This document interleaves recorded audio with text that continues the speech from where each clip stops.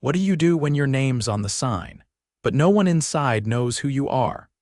Monroe leaned against the steering wheel outside Store 3, a casual dining spot tucked between a strip mall and a gas station just off the interstate. He'd built this 5-location restaurant chain with his father before inheriting it fully 5 years ago. Since then, he'd focused on expansion, leaving the daily operations to district managers. But lately, something had felt off. Online reviews were getting worse. Food complaints, staff turnover. Vague apologies from the district manager about young new hires still learning the ropes. Graham wasn't buying it anymore. He adjusted the fake mustache in the mirror. His usually trimmed beard was shaved clean. His dark hair now dyed sandy brown and tucked under a cap. He wore a generic server uniform black polo, khakis, non-slip shoes. No one at Store 3 had ever met him in person. It wasn't unusual he'd hired the manager through the district rep, and turnover had wiped out any staff from the early days. He stepped inside. The place smelled like fried oil and lemon cleaner. A few booths were filled, mostly truckers and travelers. The hostess, a bored-looking girl chewing gum, barely glanced at him. "You the new guy?" she asked, flipping through a stack of menus. "Yeah." "I'm supposed to start today." She pointed toward the kitchen. "Go see Tanya, she's the manager." Tanya was hunched over a tablet behind the bar, typing with one hand, sipping from a large iced coffee with the other. Mid-30s, sharp eyes, tense jaw. She looked up. "You Graham?" she asked flatly. "Yeah, just Gary though, first day." She barely acknowledged him. "We're short 2 servers, so you're on floor by lunch rush. Follow Leo, he's been here longest." Leo was maybe 25, with tired eyes and a calm voice. He gave Graham a quick rundown: sections, POS system, how to dodge the head chef's temper. "Chef's name is Curtis," he said quietly. "Don't argue with him, just nod and walk away."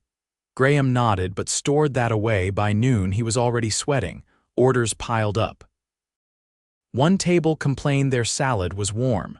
Another said the fries tasted odd. Tanya barked from the bar. Leo hustled between booths without complaint. Graham noticed something odd around 2 p.m. Chef Curtis came out of the kitchen carrying a box of vacuum-sealed meat. He ducked into the back storage area. Graham followed under the excuse of grabbing refills. Through the cracked door, he saw Curtis peel off the original expiration sticker and slap on a new one 3 days later. Graham froze. Curtis muttered, "Waste costs money," and shoved the box onto a shelf. Graham backed out before Curtis saw him. His stomach turned. He wanted to confront him right there, but he couldn't, not yet. Not as Gary.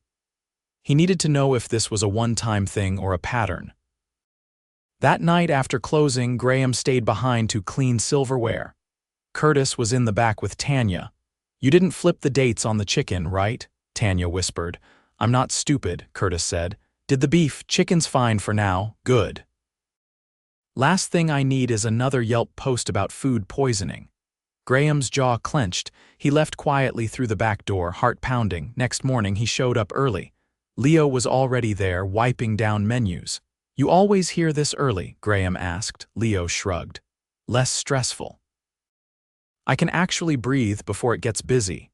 Graham watched him for a moment. "You like it here?" Leo hesitated. "I mean, I like serving, I like people, but yeah, it's not the easiest place." "What do you mean?" Tanya's always on edge. Chef cuts corners like it's normal. "Last week a girl quit mid-shift because she caught him using sour cream that smelled off." "You tell anyone?" Leo gave a tired smile. "Told Tanya, she said so don't eat it." Graham nodded slowly. "Thanks for telling me." He worked the rest of the day watching everything. Tanya ignored customer complaints. Curtis lashed out at the dishwasher for dropping a plate. Leo stayed calm, handled rude customers, and even gave a free dessert to a couple whose order was delayed. At 5 p.m., Graham excused himself to take a smoke break, but instead walked to his car and pulled out his phone. He called his assistant. "Book me into store 2 tomorrow morning, I'm extending this." He looked back at the kitchen window. Curtis was laughing with Tanya like it was just another day, but not for long. Graham arrived at store 2 just after opening. The skies were gray and the parking lot was mostly empty. He wore the same uniform, same alias. A new transfer server covering until they found a replacement. The arrangement had been quietly set up through his assistant. Only the general manager of this location, a man named Eddie, knew someone was coming. He didn't know who. Inside, the atmosphere was noticeably different. The place was cleaner. The music softer. A woman behind the counter greeted Graham with a quick smile and a nod, then pointed to a guy arranging condiments at the drink station. "You're Gary, go see Eddie, he's in the office." Eddie was in his early 40s, thick glasses, short sleeves rolled up. He looked up from a clipboard. "You're the fill-in, right? From store 3? Graham nodded. Eddie gave a long exhale. "Appreciate you coming. We're short 2 people this week and I've got a hostess calling out every other day." He handed over a tablet. "Clock in here.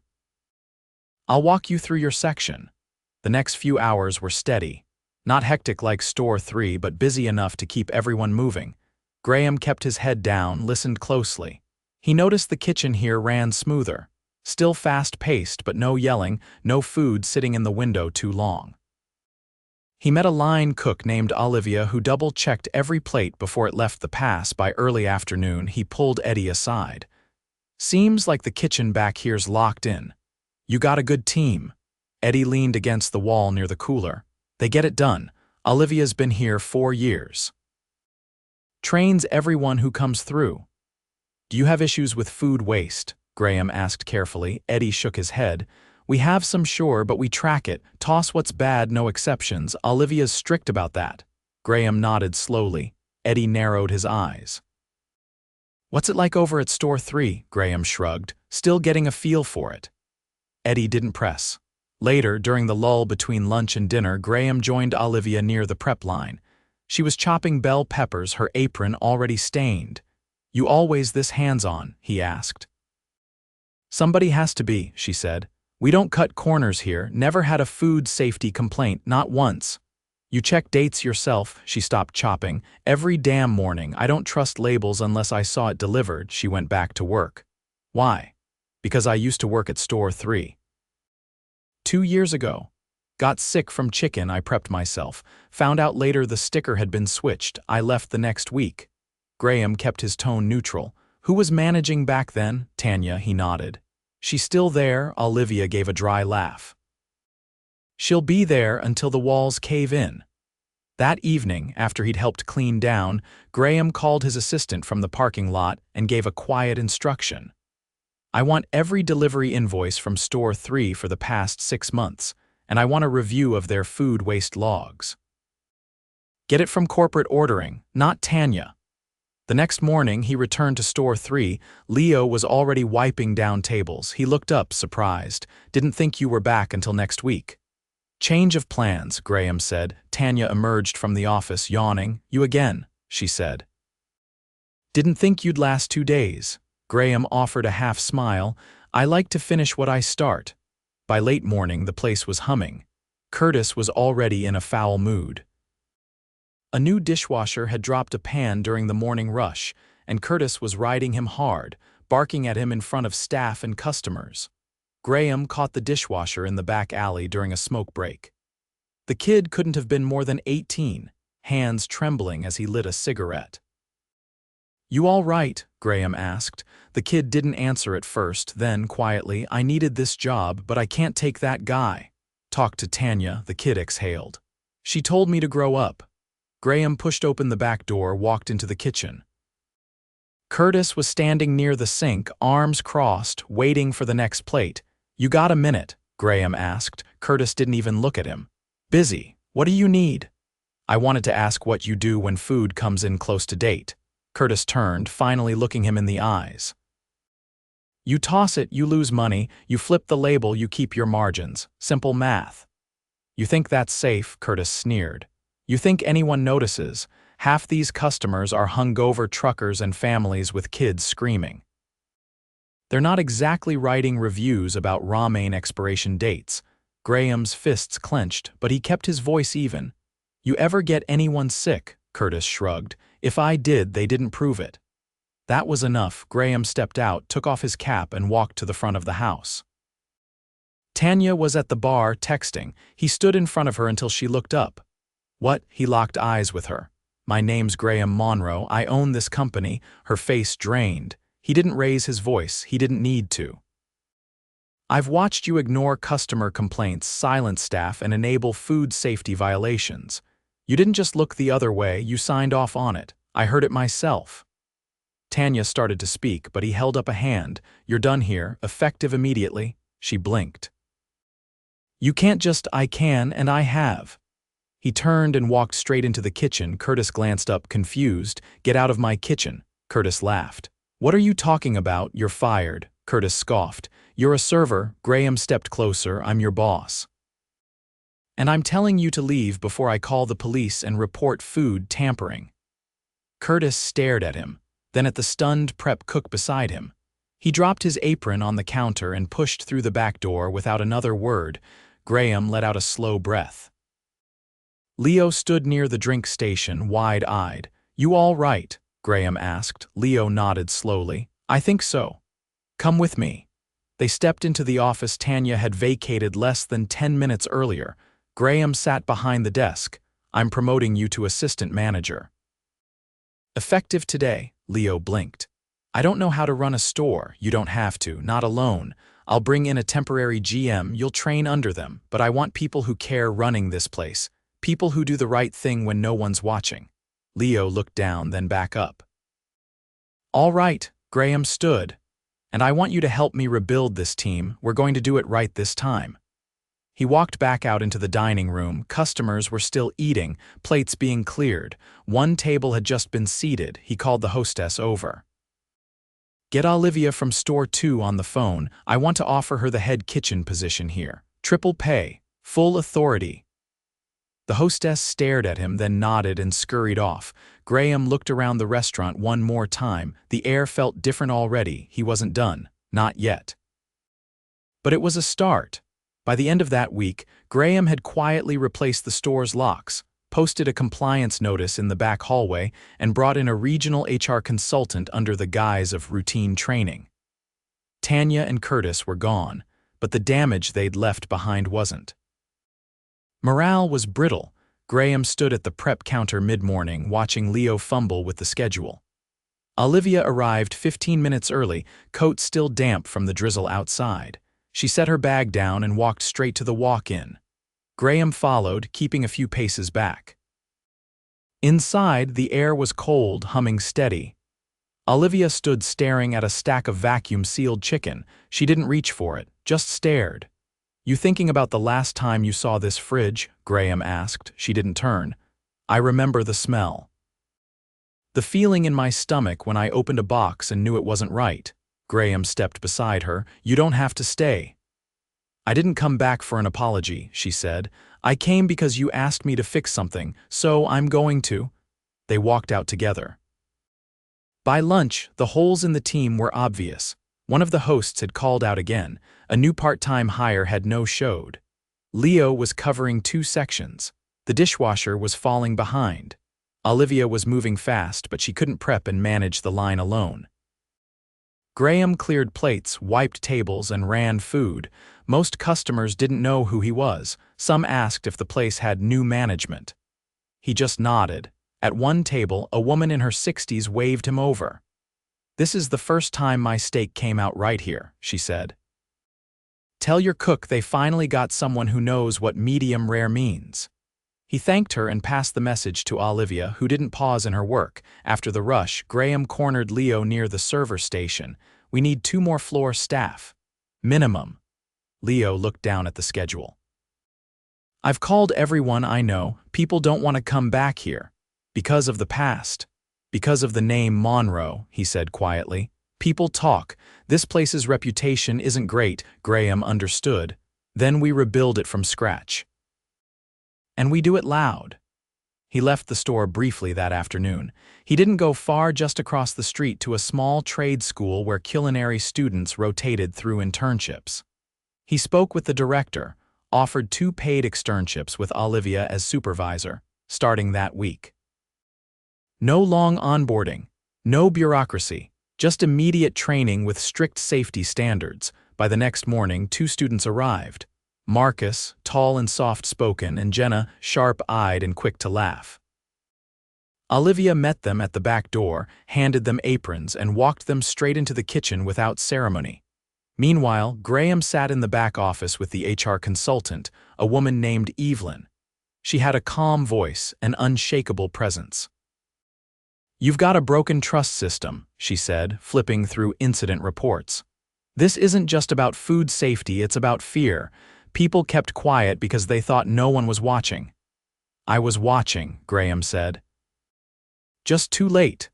"Then you need to change what watching means," Evelyn replied. "Start by showing up, not once a year, not in disguise, show up as yourself," he nodded. "That's the plan," but the plan hit another wall before dinner. Around 5, the new hostess Lexi, barely 19 and hired on short notice, was crying behind the soda machine. No one saw it happen, but Graham caught the end of the exchange.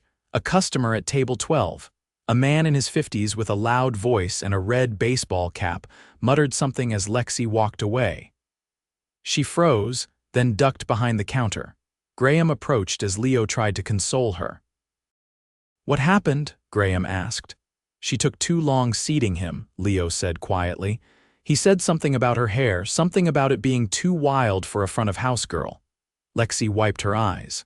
"He called me a stray dog." Graham didn't hesitate. He walked to table 12 and stood over the man. "You're done here," he said. The man laughed. "Excuse me? You insulted my staff. You're not welcome. I'm a paying customer, not anymore." The man stood slowly, clearly expecting someone to intervene. No one did. He tossed a wrinkled napkin on the table and walked out, muttering. Graham stood until the door shut behind him. Back behind the counter, Lexi looked stunned. "You didn't have to do that," she said. "I did," Graham replied. "And I always will." After the dinner rush died down, Olivia gathered the kitchen team. She laid out new prep protocols, nothing vague, nothing assumed. Every item would be logged, double-checked, and any missed entry would come straight to her. Marcus and Jenna listened carefully. So did the line cook, a quiet woman named Teresa who'd stayed out of most conversations until now. "I've worked here for a year," Teresa said softly. "This is the first time someone's asked me how I do things." "You're doing them right," Olivia said. "We just need to do them together." Later that night, Graham sat with Leo at the corner booth, lights dimmed, chairs stacked. The hum of the cooler and the soft clink of dishes being loaded into the washer were the only sounds. "I didn't know what kind of boss you were," Leo said. "Still don't, really?" Graham leaned back. "I didn't know what kind of company I had." Leo looked toward the kitchen. "It's different now, still hard, still short on help, but people care, that's rare." Graham nodded. "We're not done. We've got to fix the training systems, overhaul the review process, and rebuild the hiring pipeline. But we've got the right people now." Leo glanced at the clock. "You're going to keep doing this, showing up, every week, one store at a time." The next morning, Graham arrived early. Lexi was already there, straightening menus. She gave him a small nod, no tears, calm face. Olivia was in the walk-in, training Marcus on spot checks. Jenna was arranging ingredients by expiry. Teresa was leading the prep board. Leo was finalizing the day's schedule in the office.